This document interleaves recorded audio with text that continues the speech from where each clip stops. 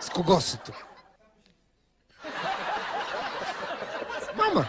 С мама. Това ли е тя? Да. Какво работи мама? Штрака на компютъра само по време на лега на патати и викам. Защо? Ами защото не лягам. Кой не ляга? Мама. И той какво вика? Как и вика? Хайде, ела си лягаш, бе. Какво и казва? Дислава, айде да лягаме, бе. Оправяй креватица. И тя какво му отговаря? Още малко и си лягаме, бе. И той?